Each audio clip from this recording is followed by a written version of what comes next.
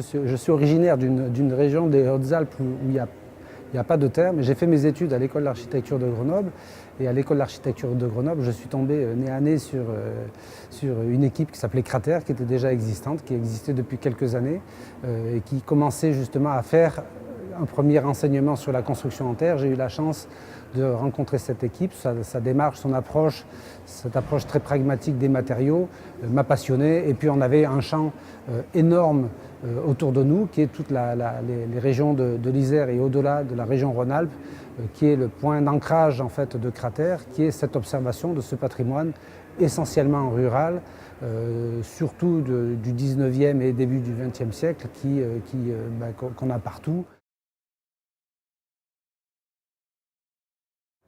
Alors pour continuer sur ce que je viens de dire, en fait, le premier livre fondateur, c'était Construire en terre. C'est un livre choc, en fait, qui était pour moi une autre vision aussi de l'architecture, puisqu'il parlait des gens qui faisaient cette architecture, qui avaient déjà cette approche justement d'études anthropologiques, un peu un retour sur comment les gens avaient pu prendre ce matériau sur place, s'organiser pour en faire des maisons.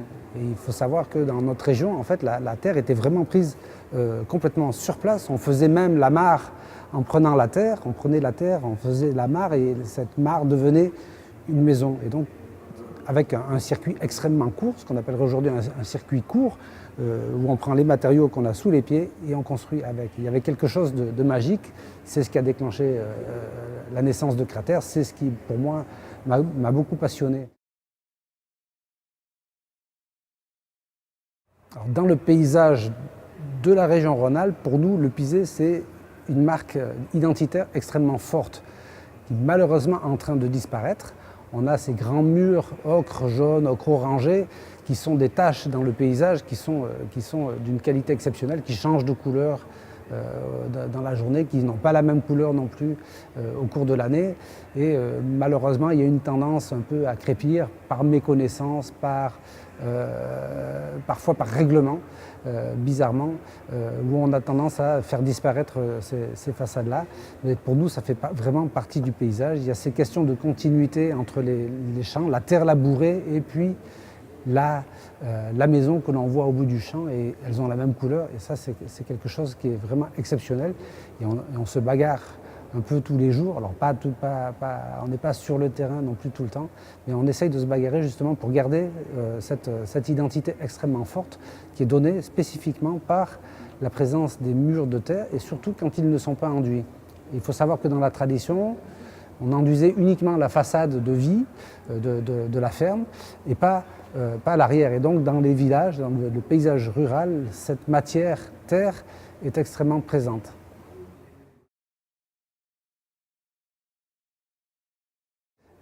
Quand les enquêtes ont été faites au moment où on s'est intéressé à l'architecture de terre de notre région dans les années 70 du siècle dernier, puisque maintenant c'est le siècle dernier,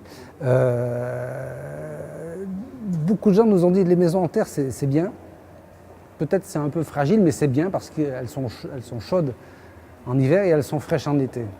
Et donc il y a des qualités intrinsèques de ce matériau qui sont liées à ses propriétés, c'est ce qu'on explique aujourd'hui. On est en train d'affiner les connaissances à ce sujet, les propriétés hygrométriques du matériau.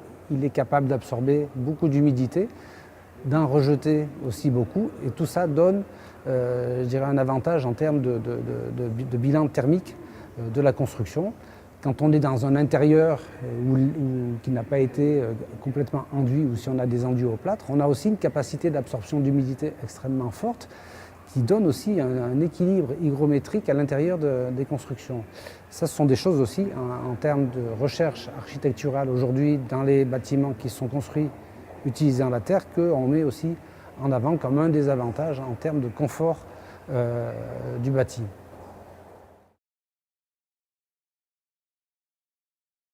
En fait, le plus gros problème, c'est qu'on a du mal à convaincre les décideurs que c'est intéressant d'investir dans des bâtiments qui soient construits avec des matériaux locaux. Il y a toujours une peur, la terre, dans l'inconscient.